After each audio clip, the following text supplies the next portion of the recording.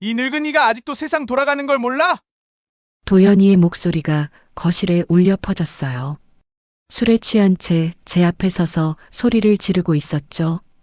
도연아, 내가 지금 뭔 소리를. 찰싹 뺨에 따가운 충격이 전해졌어요. 내 아들이 나를 때렸다는 사실을 받아들이기 어려웠습니다. 누구 덕에 이런 집에서 사는데? 도연이가 차갑게 말했어요. 평생 제 뒤치다꺼리만 하면서 살아오신 분이 뭘 아신다고 반대하세요? 수진이가 팔짱을 끼고 비웃었어요. 아버님도 이제 좀 물러나실 때 됐어요. 그 순간 정말 어지러웠어요. 이 사람들이 정말 제 가족이 맞나 싶었거든요. 하지만 그들은 몰랐어요. 40년 전부터 간직해온 수첩 속 번호를, 그리고 곧 찾아올 거대한 반전을요. 본격적인 이야기에 앞서 구독과 좋아요를 눌러주신다면 가정의 행복을 드려요. 안녕하세요. 저는 박만수입니다. 올해로 80이 되었죠. 평생을 철공소에서 보냈어요. 새벽 5시면 일어나서 작업복 입고 밤늦게까지 쇠를 만지고 용접하고 그랬습니다. 손에 화상 자국이 얼마나 많은지 아내는 볼 때마다 안쓰럽다고 했거든요. 그래도 견뎌냈어요. 아들 하나 제대로 키워보겠다는 마음 하나로요. 도연이가 어릴 때는 참 힘들었습니다. 철공소 수입으론 턱없이 부족했죠. 아내가 새벽마다 김밥 싸서 나가고 저는 용접일 말고도 이곳저곳 공사판 다니며 막일도 했어요. 그래도 도연이만큼은 대학까지 보내줬습니다. 아버지, 저 꼭 성공해서 아버지 편하게 해드릴게요. 20살 때 도연이가 그랬거든요. 그때 그 말이 얼마나 고마웠는지 몰라요. 그런데 정말로 해냈습니다. 도연이가 건설회사를 차려서 이제는 중견기업 대표가 됐어요. 요즘은 제법 큰 아파트 단지도 짓고 있다더군요. 오늘이 제 8순잔치 날입니다. 도연이가 최고급 호텔에서 성대하게 차려줬어요. 롯데호텔 그랜드 볼룸이라고 하더라고요. 저 같은 사람이 이런 곳에 올 일이 있을까 싶었는데 아들 덕분에 호강하게 됐습니다. 아버지, 이제 정말 편히 쉬세요. 제가 다 준비했으니까요. 도연이가 제 어깨에 손을 올리며 말했어요. 넥타이도 반듯하게 매고 정장도 말끔하게 차려입었습니다. 예전에 작업복 입고 다니던 그 꼬마가 이렇게 의젓해졌다니 감회가 새로웠죠. 잔치장 안으로 들어서니까 눈이 부셨어요. 샹들리에가 반짝반짝 빛나고 꽃꽂이도 곳곳에 예쁘게 장식되어 있었습니다. 하객들이 하나둘 모여들었어요. 박 사장님, 정말 대단하시네요. 요즘 이런 효자 어디서 찾습니까? 아버지 팔순잔치를 이렇게 성대하게 치르다니 감동이에요. 사람들이 도연이한테 인사하면서 칭찬을 쏟아내더군요. 도연이도 겸손하게 웃으며 당연한 일이죠라고 답했습니다. 그런데 잠깐 하객들을 보니까 좀 이상했어요. 제가 아는 사람은 별로 없었거든요. 철공소에서 함께 일했던 동료들도 없고 동네 이웃들도 보이지 않았습니다. 대부분 도연이 회사 사람들이나 사업 관계자들 같았어요. 도연아, 우리 동네 김 아저씨는 안 왔나? 아, 아버지. 요즘 몸이 안 좋으시다고 해서 따로 인사드렸어요. 도연이가 자연스럽게 답했습니다. 그러고 보니 아내도 보이지 않네요. 작년에 세상을 떠났지만 평소 친하게 지내던 아내 친구분들이라도 와줬으면 좋았을 텐데요. 그래도 아들이 이렇게까지 준비해줬는데 뭘 더 바라겠어요. 감사한 마음으로 잔치를 즐겼습니다. 무대 위에서 도연이가 마이크를 잡았어요. 오늘 이 자리에 와주신 모든 분들께 감사드립니다. 도연이 목소리가 마이크를 통해 잔치장에 울려 퍼졌어요. 모든 시선이 그쪽으로 향했습니다. 제 아버지는 평생을 철공소에서 일하시며 저희 가족을 위해 희생하셨습니다. 손에 화상을 입어가면서도 새벽부터 밤늦게까지 일하셨어요. 도연이 눈가가 촉촉해졌어요. 진짜 눈물이 글썽거리더군요. 아버지가 아니었다면 지금의 저는 없었습니다. 이제 평생 호강시켜드리겠습니다. 박수가 터져 나왔어요. 사람들이 일어서서 박수를 쳤습니다. 카메라 플래시가 번쩍번쩍 터졌죠. 저도 모르게 눈물이 났어요. 아들이 이렇게 고마워하는구나 싶어서요. 아버지, 무대로 올라오세요. 도연이가 저를 불렀습니다. 다리가 좀 불편하긴 했지만 천천히 무대로 올라갔어요. 도연이가 제 팔을 잡아 도와줬습니다. 감사합니다. 제가 마이크 앞에 섰어요. 목소리가 떨렸죠. 아들이 이렇게 잘 커져서 고맙습니다. 평생 후회 없이 살았어요. 다시 박수가 쏟아졌어요. 사람들 얼굴에 감동의 표정이 가득했습니다. 잔치는 성황리에 끝났어요. 밤이 깊어지자 하객들이 하나둘 떠났습니다. 저는 피곤해서 호텔방에서 쉬고 있었어요. 그런데 잠깐 창문 밖으로 뭔가 이상한 게 보였습니다. 검은색 고급차들이 줄지어 들어오고 있었어요. 벤츠 같은 차들이었죠. 밤늦은 시간인데 왜 저런 차들이 오는 걸까요? 문득 불안한 기분이 들었습니다. 뭔가 심상치 않은 일이 일어날 것 같은 예감이었어요. 잔치가 끝나고 집으로 돌아가는 길이었습니다. 도연이가 운전하는 차 안에서 저는 창밖을 바라봤어요. 호텔에서 본 그 검은 벤츠들이 자꾸 머릿속에 맴돌았거든요. 아버지, 오늘 고생 많으셨어요. 도연이가 백미러로 저를 힐끗 봤습니다. 그런데 표정이 좀 어두워 보였어요. 잔치 때랑은 달랐죠.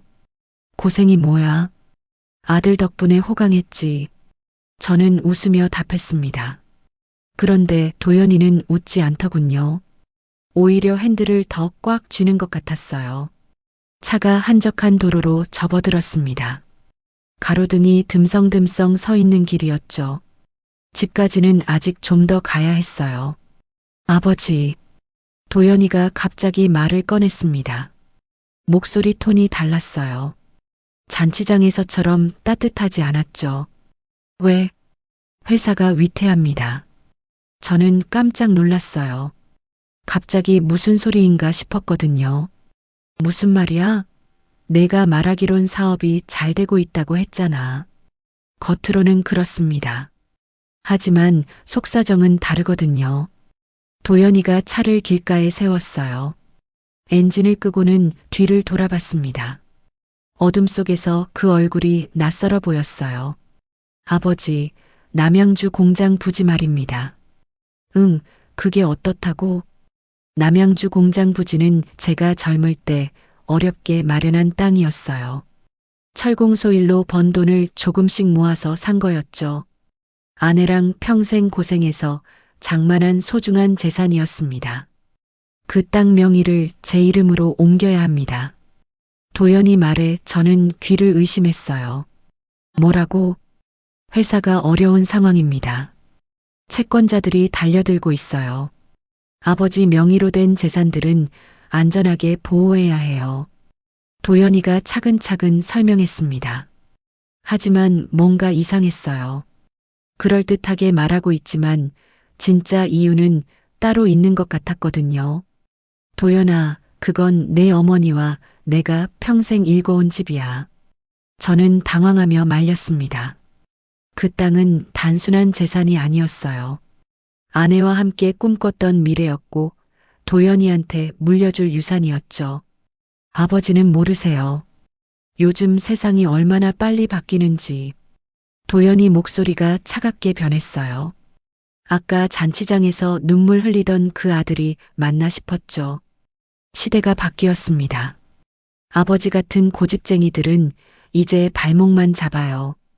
그 순간 등골이 서늘해졌어요. 내 아들이 나한테 이런 말을 하다니요. 도연아, 내가 지금 뭔 소리를 하는 거야? 현실을 말하는 겁니다. 아버지가 고집 부리시면 결국 다 잃게 돼요. 도연이가 다시 시동을 걸었어요. 그리고는 아무 말 없이 운전을 시작했습니다. 차 안 분위기가 얼어붙었죠. 저는 창밖을 바라보며 생각했어요. 오늘 잔치에서 그렇게 감동적인 말을 했던 아들이 어떻게 이럴 수 있을까요? 뭔가 크게 잘못됐다는 느낌이 들었습니다. 집에 도착했을 때 이미 밤이 깊었어요. 도연이는 차에서 내리면서 말했습니다. 아버지, 내일까지 생각해 보세요. 시간이 많지 않아요. 그리고는 그대로 차를 타고 떠났어요. 뒤도 돌아보지 않았죠. 혼자 남은 저는 집 앞에 서서 멍하니 있었어요. 오늘 하루가 꿈만 같았거든요. 아침에는 팔순잔치를 앞두고 들뜨셨는데 지금은 이렇게 허탈해져 있었으니까요. 집 안으로 들어가서 거실에 앉았습니다. 아내 사진이 장식장 위에 놓여 있었어요. 환하게 웃고 있는 모습이었죠. 여보, 우리 도연이가 이상해졌어. 아내 사진한테 혼잣말을 했어요. 답은 오지 않았지만 마음이 조금 편해졌습니다. 그런데 갑자기 휴대폰이 울렸어요. 모르는 번호였죠. 여보세요? 박만수 씨 맞습니까? 낯선 남자 목소리였어요. 밤늦은 시간에 누가 전화를 하는 건지 궁금했죠. 네, 그런데 누구세요? 내일 오전에 뵙겠습니다. 중요한 이야기가 있어요. 그리고는 전화가 끊어졌어요. 상대방이 누군지도 모르겠고 무슨 일인지도 알 수 없었습니다. 불안한 마음으로 침대에 누웠어요. 오늘 있었던 일들이 머릿속을 맴돌았거든요. 도연이의 차가운 표정, 그리고 그 낯선 전화까지 뭔가 큰일이 일어나고 있다는 예감이 들었습니다. 하지만 정확히 뭔지는 모르겠었어요. 그저 불안한 기분만 계속 커져갔죠. 밤새 잠을 이루지 못했어요. 창밖으로 새벽빛이 스며들 때까지 뒤척였습니다. 오늘 또 무슨 일이 일어날지 그 생각에 마음이 무거웠어요. 아내가 살아있었다면 뭐라고 했을까요? 아마 그냥 아들 말 들어주지 뭐라고 했을지도 모르겠어요. 하지만 뭔가 석연치 않았습니다. 단순한 일이 아닌 것 같았거든요. 다음 날 아침 현관문을 두드리는 소리에 잠에서 깼어요. 시계를 보니 9시였습니다. 어젯밤 거의 잠을 못 잤는데도 몸이 저절로 일어났죠. 문을 열어보니 도연이가 서 있었어요. 그런데 모습이 말이 아니었습니다. 술 냄새가 코를 찔렀고 넥타이는 비뚤어져 있었죠. 어제 그 반듯한 정장 차림과는 전혀 달랐어요. 도연아, 술을 마셨구나. 들어갑니다. 도연이가 제 말을 무시하고 거실로 들어왔습니다. 뒤에 며느리 수진이도 따라왔어요. 수진이는 팔짱을 끼고 저를 차갑게 바라봤죠. 아버지, 생각해 보셨어요? 도연이가 소파에 털썩 주저앉으며 물었습니다. 목소리에 짜증이 섞여 있었어요. 도연아, 그 이야기 말인가? 네, 남양주 부지명의 이전 말입니다. 저는 밤새 고민했어요. 아무리 생각해도 이상한 일이었거든요. 회사가 어렵다면서 왜 제 재산을 가져가려 하는 건지 이해할 수 없었습니다. 아들아, 그건 좀 더 천천히 생각해 보자. 천천히요? 도연이 목소리가 갑자기 커졌어요. 술 기운 때문인지 얼굴이 빨갛게 달아올랐죠. 이 늙은이가 아직도 세상 돌아가는 걸 몰라? 그 순간 저는 귀를 의심했어요. 내 아들이 나한테 늙은이라고 했다니요. 도연아, 내가 지금 뭔 소리를. 아버지는 정말 답답해요. 수진이가 말을 끊었습니다. 예전에는 그래도 예의를 지켰는데 오늘은 완전히 달랐어요. 시대가 바뀌었다고요. 요즘엔 빨리빨리 해야 돼요. 수진아, 너까지 왜 이러는 거야? 아버님도 이제 좀 물러나실 때 됐어요. 수진이가 비웃으며 말했습니다. 그 표정에서 평소 숨기고 있던 본심이 드러나는 것 같았어요.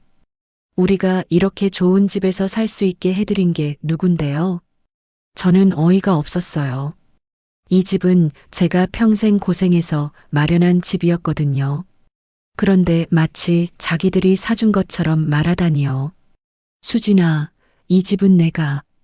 됐어요, 아버지. 도연이가 일어섰습니다. 그러더니 갑자기 제 앞으로 성큼 다가왔어요. 누구 덕에 이런 집에서 사는데? 도연아, 정신 좀 차려라. 그때였어요. 도연이 손이 번쩍 올라왔습니다. 찰싹 뺨에 따가운 충격이 전해졌어요. 순간 머리가 하얘졌죠. 내 아들이 나를 때렸다는 사실을 받아들이기 어려웠습니다. 도연아, 각성하세요, 아버지. 도연이가 차갑게 말했어요. 술에 취했지만 눈빛은 또렷했습니다. 마치 오늘 일을 계획하고 온 것 같았죠. 평생 제 뒤치다꺼리만 하면서 살아오신 분이 뭘 아신다고 반대하세요? 그 말에 가슴이 철렁했어요. 뒤치다꺼리라니요. 제가 도연이를 위해 했던 모든 일들이 그런 취급을 받는다니 믿을 수 없었어요. 도연아, 아버지가 널 어떻게 키웠는데. 그런 소리 그만하세요. 이제 지겹다고요. 수진이가 팔짱을 끼고 거들었어요. 아버님, 현실을 보세요. 도연이 없으면 아버님은 아무것도 아니에요. 그 순간 정말 어지러웠어요. 이 사람들이 정말 제 가족이 맞나 싶었거든요. 나는 안 해. 저는 단호하게 말했어요. 아무리 아들이어도 이건 아니었습니다. 그래요? 그럼 어쩔 수 없네요. 도연이가 웃으며 수진이를 쳐다봤어요. 둘 사이에 무슨 신호가 오가는 것 같았죠. 아버지, 마당으로 나가세요. 뭐? 말 안 통하시니까 다른 방법을 써야겠어요. 도연이가 제 팔을 거칠게 잡았습니다. 힘이 세서 뿌리치기 어려웠어요. 야, 뭐 하는 거야? 저는 소리쳤지만 소용없었습니다. 도연이가 저를 질질 끌고 마당으로 나갔어요. 수진이도 따라왔죠. 마당 한가운데에 예전에 빨래 걸 때 쓰던 철제 기둥이 있었어요. 오래되어서 녹이 슬어 있었죠. 도연아, 정말 그만해라. 아버지도 좀 고집 부리지 마세요. 도연이가 어디서 가져왔는지 밧줄을 꺼냈어요. 그러더니 제 손목을 철제 기둥에 묶기 시작했습니다. 야, 이게 뭐 하는 짓이야? 저는 발버둥 쳤지만 역부족이었어요. 나이가 들어서 힘이 약해진 탓도 있었고 도연이는 젊은 남자였거든요. 밤새 찬바람 맞으며 생각 좀 하세요. 도연이가 밧줄을 단단히 묶으며 말했어요. 내일 도장 안 찍으면 그대로 두겠어요. 도연아, 제정신이야? 아버님, 고집 부리시면 손해보는 건 아버님이에요. 수진이가 비웃으며 거들었어요. 우리는 아버님 없어도 잘 살 수 있거든요. 둘이 집 안으로 들어갔어요. 그리고 현관문을 잠그는 소리가 들렸죠. 저는 철제 기둥에 묶인 채 혼자 남았어요. 손목이 아팠지만 그보다 마음이 더 아팠습니다. 차가운 바람이 불어왔어요. 11월 바람은 정말 시렸죠. 얇은 잠옷만 입고 있어서 금세 춥기 시작했습니다. 하늘을 올려다봤어요. 구름이 잔뜩 끼어서 어두웠죠. 곧 비라도 올 것 같았습니다. 내가 뭘 잘못했나 싶었어요. 아들을 잘못 키웠나, 수진이를 며느리로 받아들인 게 실수였나, 온갖 생각이 들었죠. 그런데 갑자기 이상한 소리가 들렸어요. 차 소리 같았는데 여러 대가 동시에 오는 것 같았습니다. 집 앞쪽을 보니까 검은색 고급차들이 나타났어요. 어젯밤 호텔에서 봤던 바로 그 차들이었죠. 차에서 정장을 입은 남자들이 내렸습니다. 표정들이 심상치 않았어요. 뭔가 중요한 일로 온 것 같았죠. 그들이 집으로 향하는 걸 보며 저는 직감했습니다. 이건 단순한 가족 갈등이 아니었어요. 뭔가 훨씬 큰 일이 벌어지고 있었죠. 차가운 마당에 묶여있는 제 모습이 초라했습니다. 하지만 동시에 분노가 치밀어 올랐어요. 내 아들이 저한테 이럴 권리가 있는 건가요? 밤이 깊어갈수록 추위는 더해졌습니다. 하지만 저는 절대 굴복하지 않기로 마음먹었어요. 설령 여기서 밤을 새워야 하더라도 말이죠. 밤이 깊어갈수록 바람이 더 매서워졌어요. 11월 끝자락의 찬바람은 뼛속까지 파고들었습니다. 얇은 잠옷 위로 스며드는 냉기에 온몸이 떨렸죠. 손목을 묶은 밧줄이 점점 조여왔어요. 처음엔 그냥 아팠는데 시간이 지나니까 살을 파고드는 것 같았습니다. 움직일 때마다 더 깊게 파였죠. 철제 기둥에 등을 기댔어요. 차가운 쇠가 등짝에 닿으니까 소름이 돋았습니다. 하지만 다른 방법이 없었어요. 서 있기가 힘들었거든요. 집 안에서는 불빛이 새어나왔어요. 거실 창문으로 도연이와 수진이의 그림자가 보였습니다. 뭔가 이야기하는 것 같았는데 웃음소리도 들렸죠. 저는 여기서 이런 고생을 하고 있는데 그들은 따뜻한 집 안에서 편히 있다니요. 시계를 볼 수 없어서 정확한 시간은 모르겠지만 한참 지난 것 같았어요. 손목에서 끈적한 게 흘러내리는 게 느껴졌습니다. 비었죠. 밧줄이 살을 벗겨놓은 거였어요. 아프다. 혼잣말이 나왔어요. 손목뿐만 아니라 온몸이 아팠습니다. 추위 때문에 관절들이 경직되어 가고 있었어요. 그런데 집안에서 갑자기 큰 소리가 들렸어요. 현관문이 열리는 소리였습니다. 그리고 발걸음 소리가 여러 개 들렸죠. 도연 사장님, 늦은 시간에 죄송합니다. 낯선 남자 목소리였어요. 정중하지만 어딘가 위협적인 톤이었죠. 아니에요. 오히려 감사하죠. 도연이 목소리가 들렸어요. 아까와는 달리 긴장한 것 같았습니다. 서류는 준비되었습니까? 아직입니다. 아버지가 도장을 안 찍어줘서요. 그럼 빨리 해결하셔야겠네요. 우리도 시간이 많지 않거든요. 그들이 무슨 이야기를 하는 건지 정확히는 몰랐지만 저와 관련된 일이라는 건 확실했어요. 그리고 좋은 일은 아닌 것 같았죠. 걱정 마세요. 내일 아침이면 해결됩니다. 도연이가 자신있게 말했어요. 아버지는 고집쟁이지만 하룻밤 추위에 떨면 생각이 바뀔 겁니다. 그 말을 들으니까 화가 치밀어 올랐어요. 내 아들이 나를 이렇게 생각하다니요.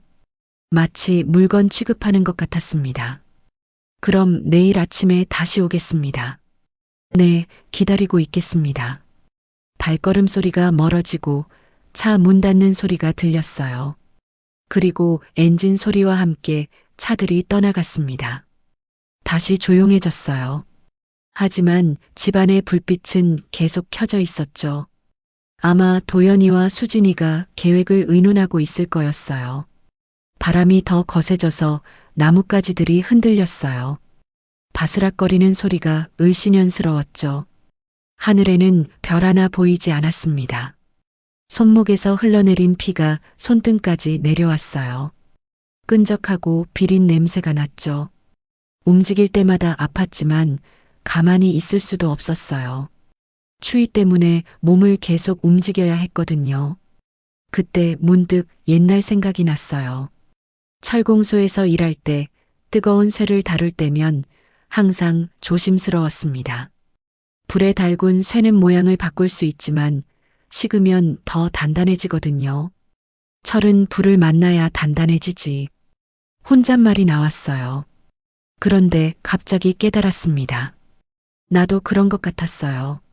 지금 이 시련을 겪으면서 뭔가 단단해지고 있는 것 같았거든요. 나도 그렇다. 저는 중얼거렸어요. 피범벅이 된 손으로 철제 기둥을 꽉 잡았습니다. 차가운 쇠가 느껴졌지만 더 이상 무섭지 않았어요. 평생 순한 양처럼 살아왔어요. 아들이 하자는 대로 따라주고 며느리 비위도 맞춰주고 그랬죠. 그런데 그 결과가 이거였습니다. 내 집 마당에서 짐승처럼 묶여 있는 거였어요. 더 이상 참을 수 없었어요. 차가운 심장 속에서 뭔가 뜨거운 게 타오르기 시작했습니다. 분노였죠. 하지만 막연한 분노가 아니라 목표가 분명한 분노였어요. 이놈들. 이를 악물고 말했어요. 목소리는 떨렸지만 마음은 확고했습니다. 반드시 내 손으로 무너뜨리겠다. 그 순간 결심했어요. 더 이상 당하고만 살지 않겠다고요.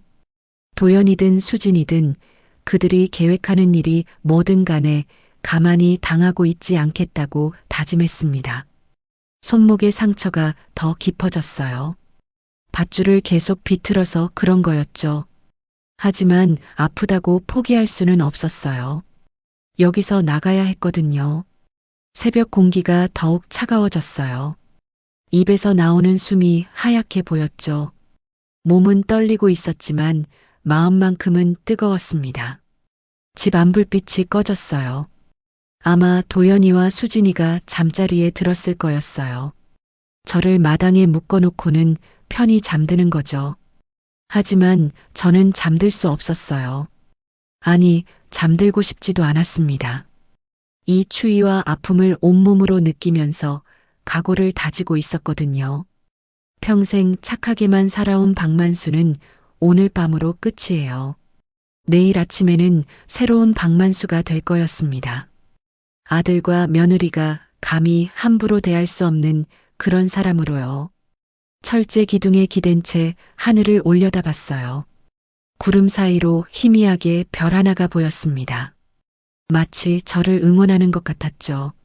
손목에서 흘러내리는 피를 보며 생각했어요. 이 피가 헛되이 흘러서는 안 되겠다고요. 반드시 의미 있는 일로 만들어야겠다고 다짐했습니다. 바람이 또 한 번 거세게 불었어요. 하지만 이제는 두렵지 않았습니다. 오히려 제 결심을 더 단단하게 만들어주는 것 같았거든요. 내일 아침 도연이와 수진이가 저를 보면 깜짝 놀랄 거였어요. 예전에 그 순한 아버지가 아니라 완전히 다른 사람을 보게 될 테니까요. 눈빛이 바뀌었어요. 거울이 없어서 볼 수는 없었지만 확실히 달라진 게 느껴졌습니다. 더 이상 당하고만 살 사람의 눈이 아니었거든요. 새벽 4시쯤 되었을 거예요. 바람이 잠시 멈추면서 조용해졌습니다. 그때 문득 뭔가 딱딱한 게 옆구리를 찌르는 느낌이 들었어요. 잠옷 주머니에서 나오는 감촉이었습니다. 뭔지 궁금해서 몸을 비틀어 손가락 끝으로 만져봤어요. 작고 네모난 물건이었죠. 아, 맞다. 어제 작업복을 갈아입기 전에 호주머니에서 꺼낸 수첩이었어요. 잠옷으로 갈아입을 때 그냥 넣어둔 거였죠. 손목이 묶여 있어서 꺼내기가 쉽지 않았어요. 몇 번 시도해서 겨우 수첩을 끄집어냈습니다. 달빛이 희미해서 잘 보이지 않았지만 손으로 만져보니 익숙한 감촉이었어요. 40년 된 낡은 수첩이었습니다. 가죽 표지가 너덜너덜해져서 구멍도 뚫려 있었어요. 하지만 저한테는 소중한 물건이었죠. 이 수첩은 형 태환이가 준 거였어요. 젊은 시절 둘이 함께 철공소를 차릴 때 받았습니다. 만수야, 이거 늘 가지고 다녀. 태환이 형이 그때 말했어요. 형은 더 큰 일을 해야 하지만 너는 꼭 지켜줄 테니까. 그 시절이 떠올랐어요. 형과 저는 정말 가까웠거든요. 부모님 없이 둘이서 살아왔는데 형이 아버지 같은 존재였죠. 하지만 몇 년 후 갈라섰어요. 형은 큰 사업을 하고 싶어 했고 저는 작은 철공소로 만족했거든요. 결국 형은 서울로 올라가서 대성중공업이라는 회사를 만들었어요. 그 후로는 연락이 끊어졌어요. 가끔 신문에서 형 이름을 볼 때가 있었지만 직접 만날 기회는 없었죠. 수첩을 넘겨봤어요. 달빛의 의지에서 겨우겨우 글자를 읽을 수 있었습니다. 첫 페이지에 형 손글씨로 쓰인 말이 있었어요. 무슨 일이 생기면 이 번호로 전화해라. 형이 널 지킨다. 그 밑에 전화번호가 적혀 있었습니다. 40년 전 번호였지만 혹시나 해서 외워뒀던 거였어요. 지금까지 한 번도 전화해 본 적이 없었어요. 자존심도 있었고 형한테 폐를 끼치기 싫었거든요. 하지만 지금 상황은 달랐습니다. 손목에서 피가 계속 흘러내리고 있었어요. 추위 때문에 의식이 흐릿해지기 시작했죠. 이대로 가면 정말 위험할 것 같았어요. 떨리는 손으로 수첩 속 번호를 다시 확인했습니다. 숫자들이 흐릿하게 보였지만 기억으로 보완할 수 있었어요. 휴대폰이 잠옷 다른 주머니에 있었어요. 다행히 손이 닿는 곳이었죠. 꺼내서 번호를 눌렀습니다. 신호음이 울렸어요. 한 번, 두 번, 세 번. 40년 된 번호인데 연결될 리 있을까 싶었어요. 그런데 네 번째 신호음 후에 전화가 연결됐습니다. 여보세요. 낮은 남자 목소리였어요. 나이 들었지만 익숙한 음성이었죠. 형, 나 만수야. 목소리가 떨렸어요. 40년 만에 하는 통화였거든요. 만수? 정말 만수냐? 형 목소리에 놀라는 기색이 있었어요. 네, 형. 저예요. 이 새벽에 무슨 일이냐? 형 살려줘. 그 한마디가 나오자 눈물이 터졌어요. 오랫동안 참고 있던 게 한꺼번에 쏟아져 나왔죠. 전화 너머로 한동안 침묵이 흘렀어요. 그리고 형이 차분하게 말했습니다. 어디 있냐? 지금 가겠다. 전화를 끊고 나서 시간이 얼마나 흘렀을까요? 1시간쯤 지났을 거예요. 추위 때문에 의식이 흐릿해지고 있었는데 갑자기 멀리서 엔진 소리가 들렸습니다. 처음에는 한 대인 줄 알았어요. 그런데 소리가 점점 커지더니 여러 대가 동시에 오는 것 같았죠. 마치 군대가 이동하는 것 같은 소리였어요. 골목 끝에서 헤드라이트가 나타났습니다. 하나가 아니라 수십 개가 일렬로 늘어서 있었어요. 검은색 고급차들이 줄지어서 오고 있었죠. 선두 차량이 우리 집 대문 앞에서 멈췄어요. 그런데 대문이 잠겨 있어서 들어올 수 없었죠. 그때 뒷차에서 남자 몇 명이 내렸습니다. 문 열어. 큰 소리가 들렸어요. 하지만 집 안에서는 아무 대답이 없었죠. 도연이와 수진이가 잠들어 있을 테니까요. 그러더니 그 남자들이 뭔가 도구를 가져왔어요. 순식간에 대문이 박살났습니다. 쇠가 부러지는 소리가 밤 공기를 갈랐죠. 차들이 일제히 마당으로 들어왔어요. 엔진 소리와 타이어 굴러가는 소리가 요란했습니다. 헤드라이트 불빛이 마당을 환하게 밝혔죠. 저는 철제 기둥에 묶인 채 그 광경을 지켜봤어요. 마치 영화 속 한 장면 같았거든요. 현실이라고 믿기 어려웠죠. 선두 차량에서 누군가 내렸어요. 나이든 남자였는데 은색 머리가 달빛에 반짝였습니다. 정장을 단정하게 입고 있었죠. 그 순간 알아봤어요. 박태환 형이었습니다. 40년 만에 보는 형의 모습이었죠. 나이는 들었지만 여전히 당당한 모습이었어요. 형이 저를 보더니 큰 걸음으로 다가왔습니다. 얼굴에 분노가 가득했어요. 만수야. 형이 제 이름을 불렀어요.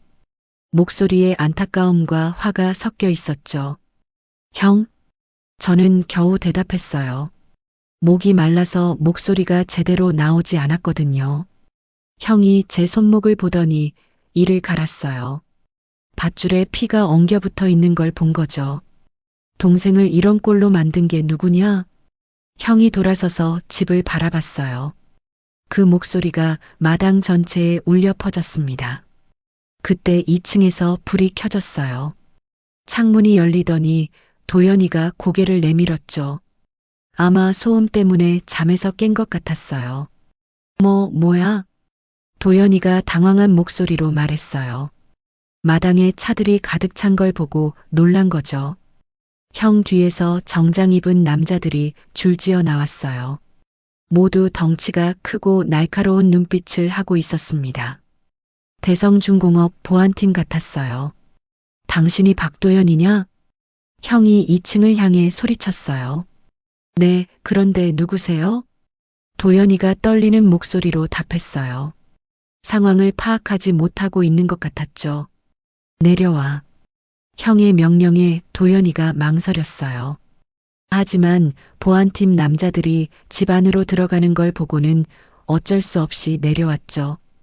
현관문이 열리자 도연이가 나왔어요. 잠옷 차림의 맨발이었죠. 수진이도 뒤따라 나왔는데 얼굴이 새하얗게 질렸어요. 아버지를 왜 이렇게 묶어뒀냐? 형이 도연이한테 다가가며 물었어요. 목소리가 차가웠죠. 그건 도연이가 말을 더듬었어요.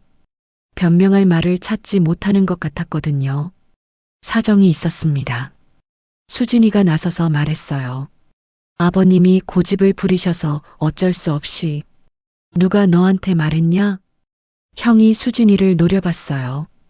그 시선에 수진이가 움찔했죠. 형이 저한테 다가와서 밧줄을 풀어줬어요. 손목이 자유로워지자 피가 다시 흘러내렸습니다. 많이 아프겠다. 형이 제 상처를 보며 말했어요. 그리고는 보안팀 중 한 명에게 손짓했죠. 구급상자 가져와. 네, 회장님. 그 사람이 차로 뛰어가서 의료용품을 가져왔어요. 형이 직접 제 상처를 치료해줬습니다. 형, 고마워. 뭘? 형제끼리 당연한 거지. 형이 붕대를 감아주며 말했어요. 그 손길이 따뜻했죠. 치료가 끝나자 형이 일어섰어요. 그리고는 도연이와 수진이를 바라봤습니다. 이제 이야기해보자. 형의 목소리가 무겁게 깔렸어요. 내 아버지가 왜 이런 일을 당해야 하는 거냐? 회장님, 죄송합니다. 사정을 모르셔서. 도연이가 허둥지둥 말했어요. 사정? 어떤 사정이 아버지를 짐승처럼 묶어놓을 이유가 되냐? 형이 한 걸음 더 다가갔어요. 도연이가 뒷걸음질 쳤죠. 회사가 어려워서 아버지 땅이 필요했습니다. 그럼 정중히 부탁하면 될 일 아니냐? 아버지가 말을 안 들으셔서. 말을 안 듣는다고 이렇게 하는 거냐? 형의 목소리가 점점 커졌어요. 보안팀 사람들도 한 발짝씩 앞으로 나왔죠. 형제의 일은 형제가 끝낸다. 형이 저를 보며 말했어요. 만수야, 내가 어떻게 하고 싶은지 말해봐. 저는 형을 바라봤어요. 40년 만에 만난 형이었지만 여전히 든든했습니다. 이제 혼자가 아니라는 생각이 들었죠. 도연이와 수진이의 표정이 점점 어두워졌어요. 상황이 자신들에게 불리하게 돌아가고 있다는 걸 깨달은 것 같았죠. 마당에 늘어선 검은 차들과 보안팀 사람들을 보면서 생각했어요. 이제 판세가 완전히 바뀌었다고요. 그날 밤 이후 모든 게 빠르게 돌아갔어요. 형이 움직이기 시작하자 며칠 만에 상황이 완전히 뒤바뀌었거든요. 다음 날 아침부터 도연이 회사에 이상한 일들이 일어났어요. 국세청 직원들이 갑자기 나타나서 세무조사를 시작했죠. 그리고 검찰청에서도 수사관들이 왔어요. 도연건설 압수수색 영장 집행합니다. 정장 입은 수사관들이 회사 곳곳을 뒤졌어요. 서류들을 박스째로 가져가더군요. 직원들은 어리둥절한 표정으로 지켜봤죠. 저는 형과 함께 그 광경을 지켜봤어요. 형이 손을 쓴 거였죠. 40년 동안 쌓아온 인맥과 영향력이 이런 때 발휘되는 것 같았어요. 만수야, 내 아들 회사가 깨끗하지 않았나 보다. 형이 조용히 말했어요. 뭔 말이야, 형? 분식회계에 뇌물수수, 횡령까지 온갖 더러운 일을 다 했더구나. 저는 깜짝 놀랐어요. 도연이가 그런 일까지 했다니 믿을 수 없었거든요. 정말이야? 내가 확인해 봤으니까 틀림없어. 남양주 부지도 그냥 탐낸 게 아니었어. 형이 서류 뭉치를 내밀었어요. 여기 다 나와 있다. 도연건설이 빚더미에 앉아 있었거든. 서류를 들춰보니 정말 심각했어요. 회사 빚이 수백억 원이나 됐죠. 그래서 제 재산을 노린 거였어요. 이틀 후에는 더 큰 일이 벌어졌어요. 도연이가 회사에서 수갑을 찬 채 끌려 나왔거든요. 기자들이 몰려들어서 플래시를 터뜨렸죠. 박도연 대표 횡령 혐의 인정하십니까? 분식회계는 언제부터 시작된 겁니까? 기자들이 마이크를 들이대며 질문을 쏟아냈어요. 하지만 도연이는 고개를 숙인 채 한마디도 하지 않았죠. 그날 저녁 뉴스에 큼지막하게 나왔어요. 팔순 아버지 강금한 건설사 대표 구속. 앵커가 침착한 목소리로 말했어요. 남양주에서 건설업을 하던 박도연 씨가 팔순 아버지를 마당에 묶어놓고 재산을 강탈하려 한 혐의로 구속됐습니다. 화면에 도연이가 호송차에 오르는 모습이 나왔어요. 어제까지 잘 나가던 사업가였는데 하루 만에 죄수가 된 거죠. 또한 수사 과정에서 분식회계와 뇌물수수, 횡령 등 추가 범죄 혐의도 드러났습니다. 뉴스를 보면서 복잡한 기분이었어요. 내 아들이 저런 일을 당하는 걸 보니까 마음이 아팠거든요. 하지만 동시에 제대로 된 처벌을 받는다는 생각도 들었죠. 수진이도 며칠 후에 잡혔어요. 공모 혐의였죠. 부부가 함께 저를 괴롭혔으니까 당연한 결과였어요. 일주일 후 구치소에서 면회 신청이 왔어요. 도연이가 저를 보고 싶다는 거였죠. 처음에는 거절하려 했는데 형이 만나보라고 했어요. 한 번은 봐줘야 하는 거 아니냐? 그래도 내 아들이잖아. 구치소 면회실에 들어갔을 때 도연이의 모습에 충격을 받았어요. 며칠 만에 완전히 달라져 있었거든요. 수염은 덥수룩하고 얼굴은 헬쑥했죠. 아버지. 도연이가 제 얼굴을 보자마자 무릎을 꿇었어요. 면회실 바닥에 털썩 주저앉더니 오열하기 시작했죠. 제가 미쳤었습니다. 정말 미쳤었어요. 눈물과 콧물을 흘리며 말했어요. 예전에 그 건방진 모습은 어디에도 없었죠. 제발 한 번만 용서해 주세요. 아버지 없으면 저는 정말 죽어요. 도연이가 바닥에 이마를 박으며 빌었어요. 그 모습을 보니까 마음 한편이 흔들렸어요. 그래도 내가 낳은 아들이었거든요. 하지만 저는 차갑게 대답했어요. 불순한 쇠는 다시 녹여야 한다. 도연이가 고개를 들어 저를 봤어요. 눈이 빨갛게 충혈되어 있었죠. 아버지, 그게 무슨... 내가 한 일들을 보니까 처음부터 다시 만들어야겠더구나. 저는 일어서서 나왔어요. 뒤에서 도연이가 아버지라고 소리쳤지만 돌아보지 않았죠. 면회실을 나오니까 형이 기다리고 있었어요. 어땠냐? 됐어. 이제 남이야. 그래도 내 아들인데. 아니야, 형. 내 아들은 저런 놈이 아니었어. 저는 단호하게 말했어요. 마음이 아프긴 했지만 결정을 번복할 생각은 없었거든요.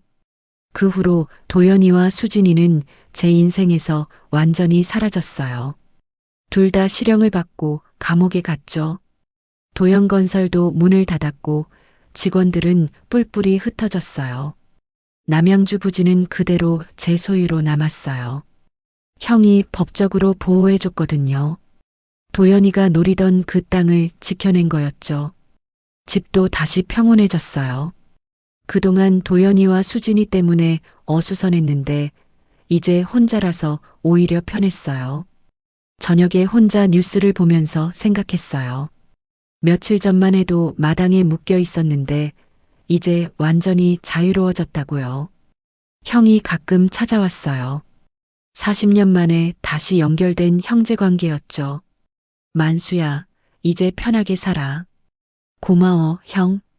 형 아니었으면 어떻게 됐을지 몰라. 형제끼리 뭘. 앞으로는 연락 자주 하자. 저는 고개를 끄덕였어요.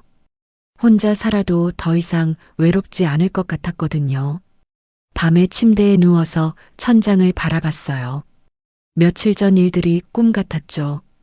하지만 손목의 상처가 아직 아픈 걸 보니까 현실이었어요. 세상에 정의가 통한다는 걸 다시 한번 확인했습니다. 비록 늦었지만 결국 옳은 일이 승리했거든요. 창밖으로 달빛이 들어왔어요. 그 빛을 보면서 새로운 삶을 다짐했습니다. 이제 진짜 자유로운 80인생을 살아보겠다고요. 몇 달이 흘렀어요. 계절이 바뀌어서 이제 봄이 왔습니다. 벚꽃이 피고 따뜻한 바람이 불었죠. 저는 새로운 일을 시작했어요. 남양주 부지에 작은 철공소를 다시 차렸거든요. 간판에는 만수금속이라고 썼습니다. 소박하지만 제 이름을 건 새로운 시작이었죠. 예전처럼 혼자 하는 게 아니었어요. 젊은 기술자들 몇 명을 고용했습니다. 20살 초반에서 30대까지 열정 가득한 청년들이었죠. 사장님, 이 부분은 어떻게 용접해야 하나요? 김민수라는 25살 청년이 물었어요. 성실하고 배우려는 의지가 강한 아이였죠. 천천히 해야 돼. 급하게 하면 금이 가거든. 저는 직접 시범을 보였어요. 용접기를 들고 조심스럽게 쇠를 붙였습니다. 파란 불꽃이 일어나면서 지직거리는 소리가 났죠. 와, 깔끔하게 되네요. 연습하면 너도 할 수 있어. 요즘 젊은이들은 정말 빨리 배웠어요. 저보다 손재주도 좋고 기계도 잘 다뤘죠. 가르치는 재미가 있었어요. 사장님, 그런데 용접할 때 불이 무섭지 않으세요? 이정호라는 22살 청년이 물었어요. 아직 초보라서 불꽃을 무서워했거든요. 불은 위험하지 않다. 저는 용접기를 내려놓고 말했어요. 욕심이 위험할 뿐이다. 아이들이 고개를 갸웃했어요. 무슨 뜻인지 이해하지 못하는 것 같았죠. 불은 올바르게 사용하면 유용한 도구야. 하지만 욕심을 부리면 모든 걸 태워버리지. 제 경험에서 나온 말이었어요. 도연이도 결국 욕심 때문에 모든 걸 잃었거든요. 오늘은 여기까지 하자. 해가 지기 시작했어요. 작업장에 노을빛이 스며들었죠. 수고했어, 다들. 사장님도 수고하셨어요. 아이들이 하나둘 집으로 돌아갔어요. 저는 혼자 남아서 정리를 했습니다. 작업장을 둘러보니까 뿌듯했어요. 비록 작지만 제 손으로 일군 공간이었거든요. 도연이 회사처럼 화려하지는 않았지만 훨씬 의미가 있었죠. 굴뚝에서 연기가 피어올랐어요. 하루 종일 작업한 흔적이었죠. 그 연기가 밤하늘로 올라가는 걸 보면서 감회가 새로웠어요. 형이 가끔 찾아왔어요. 오늘도 저녁 때 들렸죠. 만수야, 장사는 잘 되냐? 그럭저럭해. 큰 돈은 안 되지만 먹고 살만해. 그거면 됐다. 욕심내지 마. 형도 제 마음을 이해하고 있었어요. 그런데 외롭지 않냐? 혼자 살면서. 괜찮아. 일하는 재미가 있거든. 실제로 외롭지 않았어요. 젊은 제자들과 함께 일하면서 새로운 활력을 얻었거든요. 밤에 집에 돌아와서 저녁을 먹었어요. 간단한 음식이었지만 혼자 차려 먹는 맛이 좋았죠. 더 이상 눈치 볼 사람도 없었고 간섭하는 사람도 없었어요. 뉴스를 보니까 도연이 소식이 나왔어요. 1심에서 징역 5년을 선고받았다는 내용이었죠. 수진이도 3년형을 받았고요. 예전 같았으면 마음이 아팠을 텐데 이제는 담담했어요. 자업자득이라는 생각만 들었거든요. 창밖을 보니까 별이 많이 보였어요. 도시에서는 볼 수 없는 맑은 밤하늘이었죠. 그 별들을 보면서 지난 일들을 떠올렸어요. 몇 달 전 그 끔찍했던 밤 마당에 묶여 있으면서 느꼈던 분노와 절망. 하지만 그 덕분에 새로운 힘을 얻었다는 생각이 들었어요. 복수라고 할 수도 있겠지만 저는 그렇게 생각하지 않았어요. 복수는 미움이 아니라 존엄의 회복이었거든요. 짓밟혔던 존엄을 되찾은 거였죠. 침대에 누워서 내일 계획을 세웠어요. 새로 들어올 주문건도 있고 아이들한테 가르쳐줄 기술도 있었죠. 80 나이에 새 출발을 한다는 게 쉬운 일은 아니었어요. 하지만 할만했습니다. 오히려 젊을 때보다 마음이 편했죠. 잠들기 전에 아내 사진을 봤어요. 여보, 이제 정말 자유로워졌어. 사진 속 아내가 웃고 있는 것 같았어요. 마치 잘했다고 말하는 것 같았죠. 내일도 작업장에서 젊은이들과 함께 일할 거였어요. 그들에게 기술도 가르쳐 주고 인생 경험도 나눠주고 싶었죠. 밤하늘의 별들이 반짝였어요. 그 빛을 보면서 생각했습니다. 인생은 언제든 다시 시작할 수 있다는 걸요. 새로운 철공소의 굴뚝에서 피어오르는 연기처럼 제 인생도 다시 활활 타오르고 있었어요. 이번에는 욕심이 아닌 보람으로요. 그럼 오늘 이야기는 여기까지입니다. 영상을 시청해주신 모든 분들 고맙습니다. 저는 AI 나레이션 박정현이었습니다. 구독과 좋아요 부탁드립니다. 감사합니다.